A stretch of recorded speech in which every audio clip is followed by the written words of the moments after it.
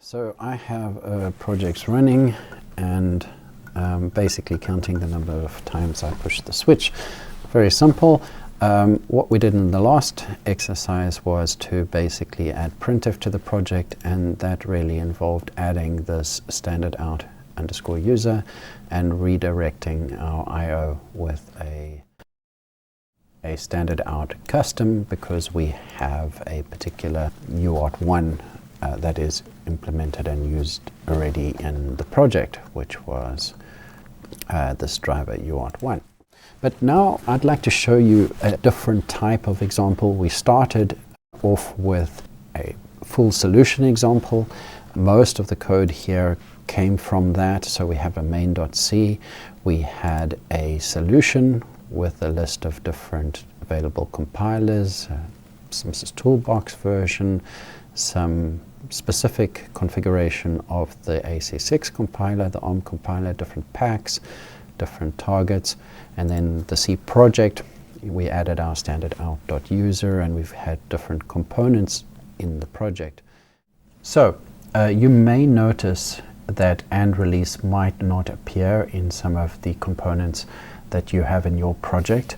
And if we have a look at the driver pack here, we can see that this pack provides comprehensive support for the CMSIS driver interface and the PIC32CM PL device-specific peripherals. That means the PLIBs.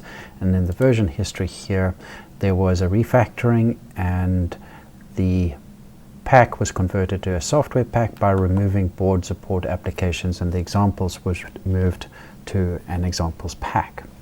But there are different types of examples. We don't have to start with a full solution. We can also use a template example.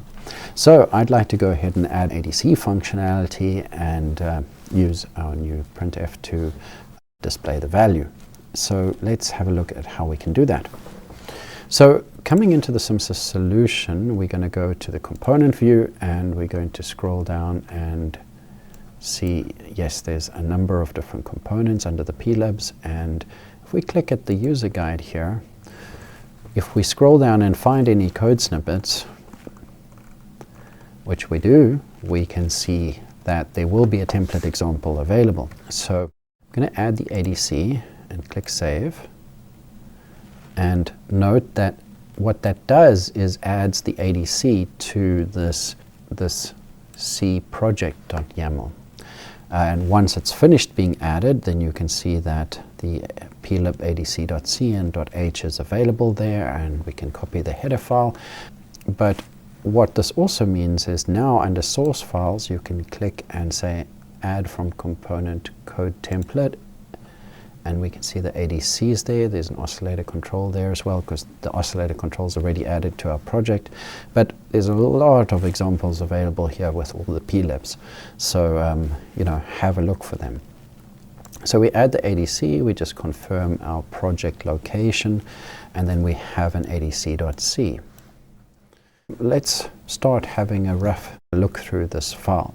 So demonstrates how to configure the ADC with a prescaler of 8, assuming a clock of 24 megahertz. Now we don't know that, but that's what is used in our example project, and you might be starting from that point, but at least the assumptions are stated. Time base is important for the ADC. So this is the number of ADC clock cycles needed to make up about a microsecond. Doesn't have to be exact, but in the ballpark. So here, since we're running divided by 8, 3 megahertz ADC clock, so that means our time base is 3. And that's for like sample capacitors within the ADC. They need some time to settle, so you get a good reading. Voltage reference 1024, resolution 8-bit, single-ended, analog input 2. So we are using the Curiosity Nano Explorer, so likely that analog input's going to change, and also likely this voltage reference is going to change. Okay, so we'll come down to the initialization section here, and now I'm going to refer to the user guide, the Curiosity Nano Explorer, and I'm going to scroll down, PL10, and left hand side is the board by itself, right hand side is in the context of this Explorer. And we can see we have a pot meter here, ADC 7, that's actually the print screen on the board here of the Explorer. So the actual analog input is analog input 29. So keep that in mind. So coming into our configure ADC, the first thing to change is analog input now 29. So 29, and yes, we can accept that. And I'm going to say pot meter on Curiosity Nano Explorer. Okay. The other thing we wanted to check was the voltage reference. So if we go to the Curiosity Nano Users Guide, which I happen to have open, easy to find it online. I scroll down to see the table of contents, look at the block diagram, click on the pot meter, and here we see that our pot meter is connected directly between 3V3 and ground. 3V3, which is VDD. So here I should have selected VDD val. I got lucky and it still works because Control-C has only a single parameter to set, and so there is no difference between VDD and VDD val. And if we Control-click on one of them, we'll see that VDD val is the value and VDD is the bit position, and that is at the beginning of the register, so it doesn't make a difference. Okay, and we're going to say that this is 3V3. Okay, so those should be the two actual ADC configuration settings that we need to change.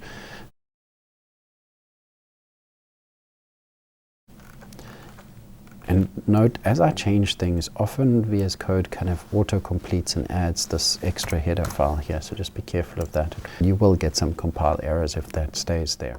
Here we can copy the function prototypes which we're using and extern ADC. Now we are using the polled version just because that matches how we're doing things in main here. We are polling on a switch state, and if that's changing, and yeah, so it matches the kind of the rest of main.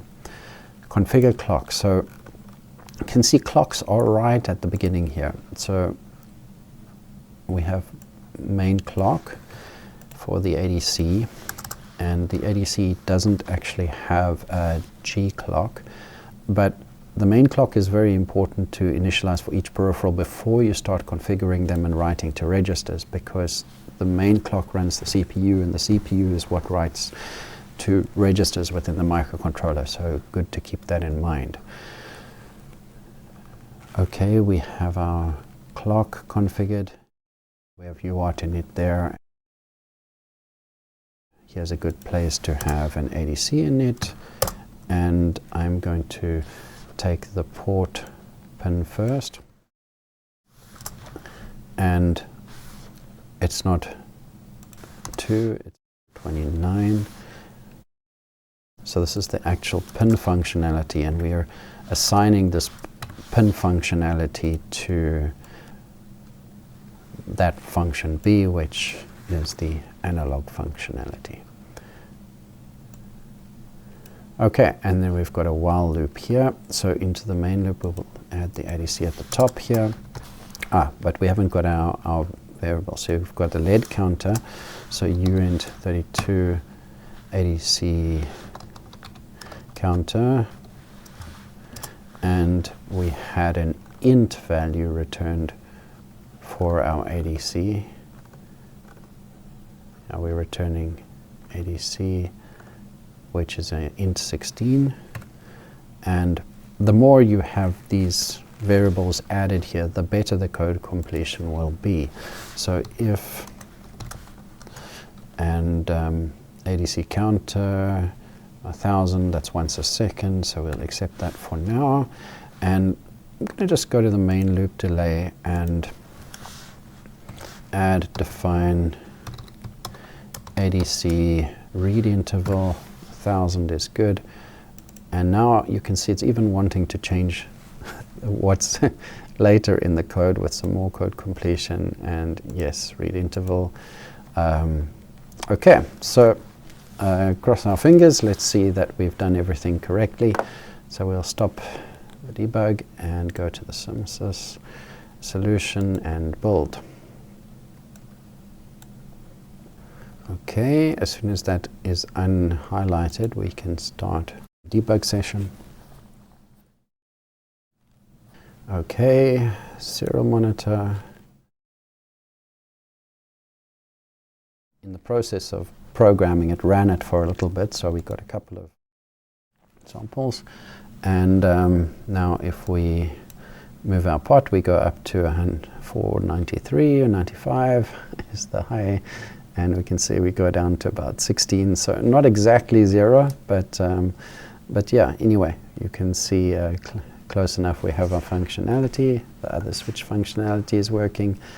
And yeah, so we've added ADC functionality to our project using a template example, and there are many more of those where that came from. So enjoy playing and adding functionality. Thank you.